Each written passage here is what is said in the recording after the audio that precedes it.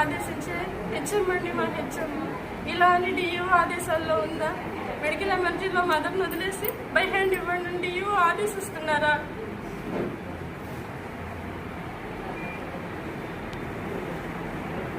క్లాసులకు వెళ్ళట్లేదు, టీచర్స్ ఎవ్వరు క్లాసులకు వెళ్ళట్లేదు అని చెప్పి అసత్యవాదన చేసే ఆవిడ నేను వెళ్ళే క్లాసుని ఆవిడ డైరీలో రాసుకుంటుందా లేదా ఎంక్వైరీ చేయండి. వెళ్ళి ఒకసారి టైం టేబుల్ వెతికించండి.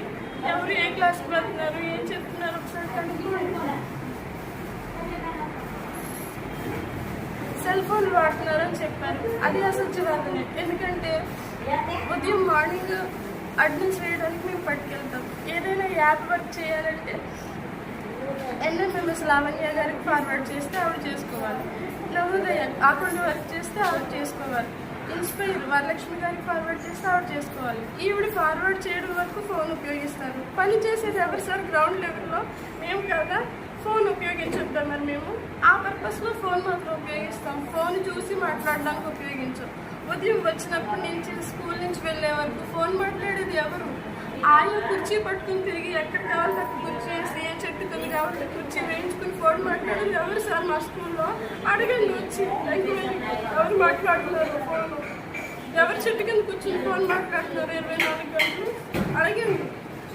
మమ్మల్ని ఫోన్ మాట్లాడుతున్నాను అసత్యవాదం చేసుకోవడం ఏంటి సార్? తన మీద వచ్చే తప్పును తప్పుకొచ్చుకోవడానికి. నేను మాట్లాడుంటే ముందు నా పరిస్థితి ఇలా ఉండేది కాదు. ఇప్పటికీ మాట్లాడకపోతే మీదే తప్పు అంటారని అందరూ నన్నే తిరుగుతున్నారు.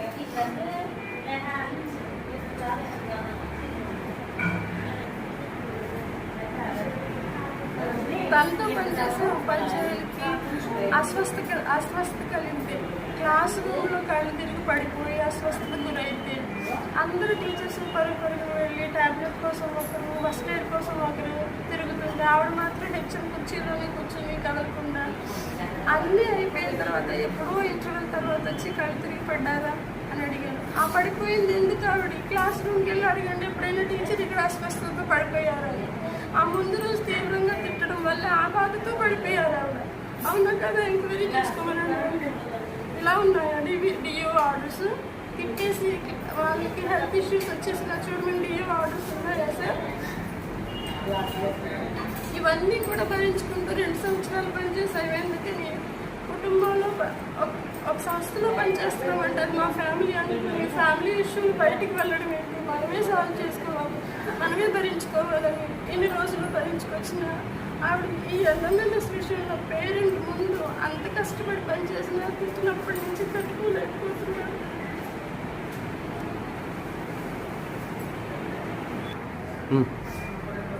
ఈ స్థితిలో ఉంటే నిన్న మా బావగారు వచ్చి పాప పుడితే సత్యవసుదా అని పేరు పెట్టుకుందాం అనుకున్నాను. నువ్వు ఇలా చేస్తావా అని అడిగాను.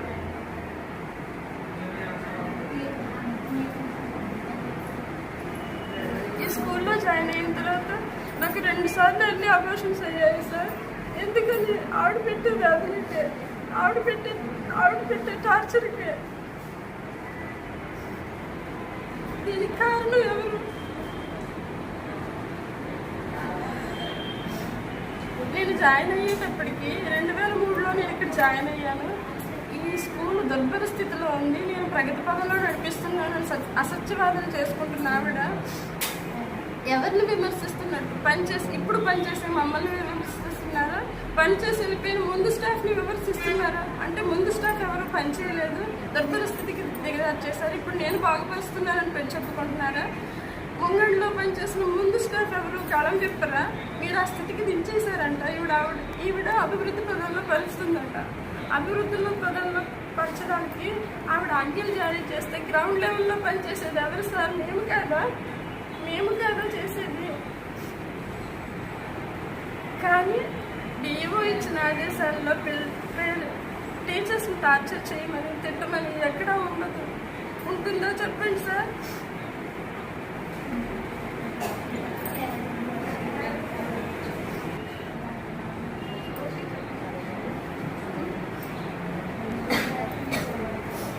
ఇవన్నీ పరిగణలోకి తీసుకుని నిష్పక్షపాతంగా ఎంక్వైరీ చేసి సరైన ఫలితం వచ్చేలాగా సరైన నిర్ణయం తీసుకుంటారని కోరుకుంటున్నాను.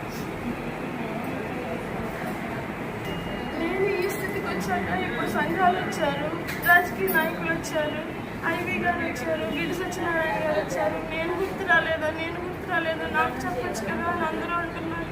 నాకు నా బాబే గుర్తు రాలేదు. అంత బాధ వేసింది. ఆ దోషంలో అంతలా అనిపిస్తాయి. కొట్టినా మర్చిపోవచ్చేమో కానీ ఆ తిట్టుని అస్తమాటు లోపల కదులుతూనే ఉంటాయి. గుర్తు చేసుకున్నప్పుడల్లా ఏడుస్తూ ఉంటుంది, బాగేస్తూ ఉంటుంది. నేనే కాదు, నా సీనియర్ టీచర్స్, నాతో పనిచేసే 2 సీనియర్ టీచర్స్, లేడీ టీచర్స్, ఆవిడ నిన్న తిట్టికి చనిపోవాలనిపించింది అనుకుని బాధపడ్డారు. ఎంక్వైరీలో కనుక్కోండి, అవునా కదా, 2 లేడీ టీచర్స్ నిన్ను తిట్టికి చచ్చిపోవాలనిపించింది అన్నారు.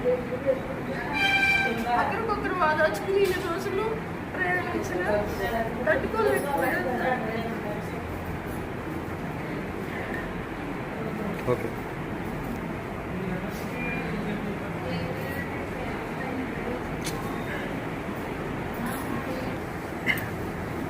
నేను అప్పటికప్పుడు నిర్ణయం తీసుకోలేదు సార్. ఆఖరి అవకాశంగా మా స్టాఫ్ని అడిగాను. సో సీనియర్ టీచర్ సోమేశ్వరరావు గారిని, రాజు గారిని కూర్చోబెట్టి చెప్తున్నాను, సార్ ఇలా అయితే ఎలాగా, ఇలా టెన్షన్ లేకుండా తిట్టకుండా సాఫీగా జరిగేలాగా ఒక్కసారి అడిగాను సార్ అని అడిగాను కూడా. వాళ్ళు ఏమన్నారు ఆవిడ గురించి తెలుసమ్మా, కానీ మాట్లాడతాను వెళ్ళి, కానీ వాటి నుంచి ఏ సమాధానం వస్తుందో మనకు తెలుసు కదా, ఆవిడ వింటారా అని చెప్పారు సార్. తర్వాత డిఓ గారి దగ్గరికి వెళ్దామని ఇంకో సీనియర్ టీచర్ని కనుక్కున్నాను.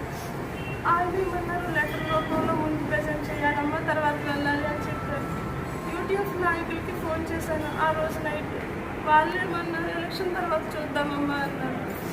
ఇంకా నైట్ దీని గురించి ఆలోచించుకుంటూ నా పాపని, నా భర్తని